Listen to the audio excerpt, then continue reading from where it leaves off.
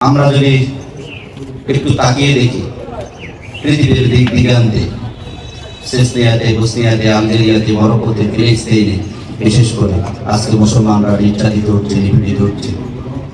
আজকে ছোট ছোট শিশুগুলো দিক দিগন্তে ছুটে বেড়াচ্ছে, প্রশ্ন করছে আমার বাবা কোথায়, আমার মা কোথায়, আমার বাড়ি কোন জায়গায়, আমি কোথায় আছি। আজকে এই শিশুগুলো আত্মনাদ করছে।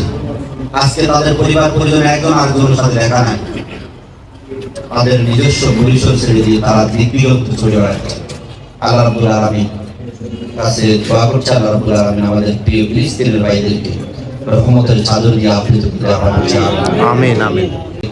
ভারপ্রাপ্ত secretary general ATM Azharul Islam ভাইকে দীর্ঘদিন ধরে একটি অবৈধ ট্রাইব্যুনালের গঠিত একটি অবৈধ মামলাতে আমাদের প্রিয় এটিএম আজহারুল ইসলাম ভাইকে দীর্ঘদিন পর্যন্ত আবদ্ধ করে রাখা হয়েছে। আমরা আজকের এই সমাবেশে দাঁড়িয়ে জানাবো আমাদের প্রিয় এটিএম আজহারুল ইসলাম ভাইকে মুক্তি দিতে হবে।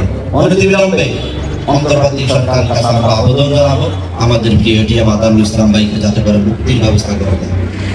আমাদের উপস্থিতি আমরা ধৈর্য কামনা করছি এই সমস্ত ভাইদের জন্য যারা অসংখ্য ভাই জুলাই বিপ্লবে অসংখ্য ভাইরা তাদের জীবন বিলিয়ে দিয়েছে। কোনো কোনো পরিবার আছে তাদের একটি মাত্র সন্তান, আর কোনো সন্তান নেই, সে শাহাদাত বরণ করেছেন।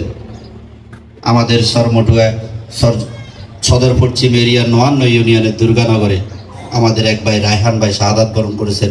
তার বাবাকে প্রশ্ন করলেন, আপনার আর কোনো সন্তান আছে? কোন আমার একটি সন্তান, দিনের জন্য উৎসর্গ করে দিয়েছি, সে শাহাদাত বরণ করেছে। কই আপনার আফসোস? আমার কোনো আফসোস নাই। ফ্যাসিস্ট বিদায় হয়েছে, আমার সবচেয়ে বড় সফলতা হচ্ছে আমার আফসোস নাই। আমি কাল কিয়ামতের ময়দানে আল্লাহর কাছে জান্নাতের সহিতে আমার ছেলের সাথে আমি সাক্ষাৎ করব।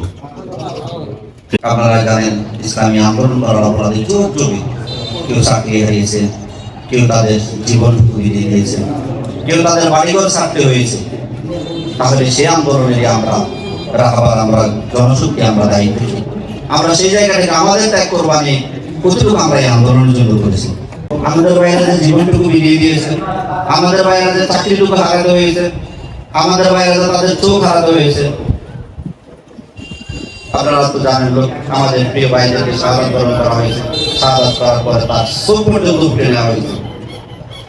মা প্রশ্ন করলেন, তোরা আমার ছেলেকে মারলি ঠিক, আমার ছেলের চোখ কি অপরাধ করেছে? সেই চোখ দিয়ে কোরআন তেলাওয়াত করেছে, সে তো দ্বীনের কাজ করেছে এই চোখ দিয়ে, তোমরা আমার ছেলের চোখ কেন উঠে নিলে? আমরা তো সব কিছু আমাদের ঠিকঠাক আছে, আমাদের চাকরি আছে, আমাদের পরিবার পরিজনের সাথে আছে, আমাদের সব কিছু ঠিক আছে, কিন্তু ঠিক নাই আমাদের আন্দোলনের কাজ। আমাদের সেই জায়গায় শুধু অনুরোধ করবো আমরা আমাদের আন্দোলনের কাজকে আমাদেরকে যথাযথভাবে করতে হবে। আপনারা জানেন হযরত মুসা রাদিয়াল্লাহু তাআলা আনহু তিনি দৈনিক একটা জামা গায়ে দিতেন, পরের দিন আর এটা পরতেন না। একদিন এক নতুন জামা, প্রতিদিন নতুন জামা পরতেন, প্রতিদিন নতুন স্যান্ডেল পরিধান করতেন, দ্বিতীয় দিন আর এটা পরতেন না।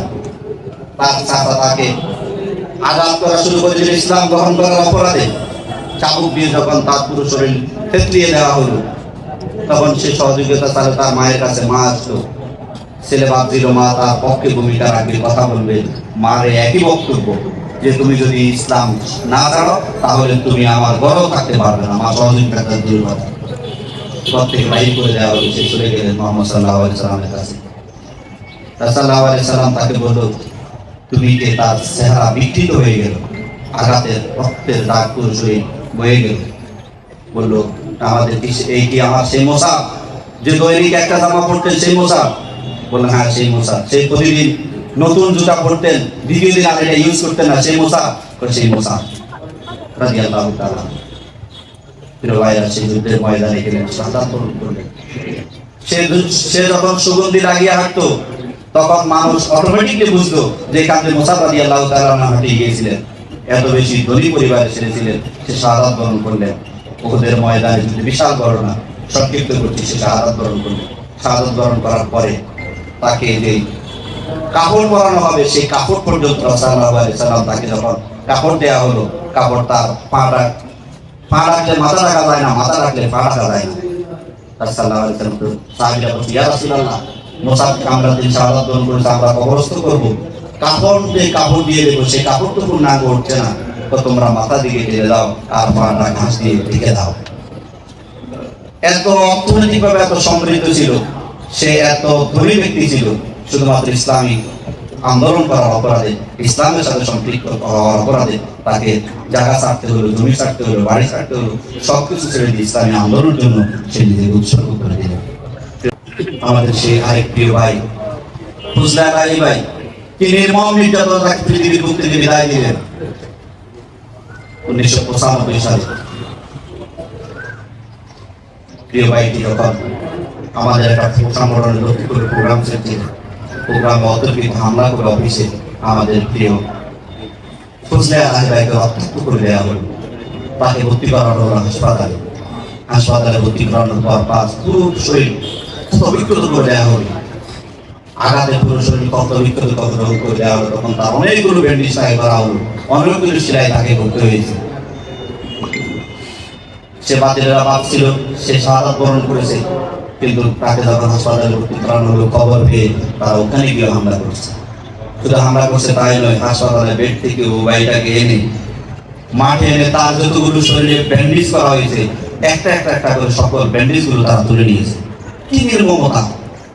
শুধু তাই নয়, ব্যান্ডেজ করার পরে যে সেলাইগুলো দেওয়া হয়েছে, কেসি দিয়ে একটা করে তার সেলাইগুলো পর্যন্ত কেটে দেওয়া হয়েছে।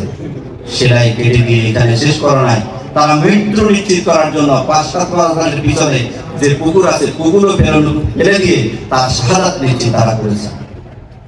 প্রিয় ভাইরা, এই নির্মমতা আমাদের ভাইদের উপরে নির্মম নির্যাতন সারিয়ে আন্দোলন এই জায়গায় এখানে এসেছি। সুতরাং সে আন্দোলনের কর্মী আমরা, সে আন্দোলনের জনশক্তি আমরা। আমাদের এখন সিদ্ধান্ত নেওয়ার সময় আমরা কি পরিমাণ আমাদেরকে কাজ করতে হবে। এই জুলুম নির্যাতন আমাদের উপরে বৈষম্য বিরোধী ছাত্র আন্দোলনের কি পরিমাণ ছাত্র তাদের জীবনটুকু মিলিয়ে দিয়েছে। অসংখ্য ছাত্র সমাজ, যুব সমাজ তাদের জীবন দিয়ে দিয়েছে।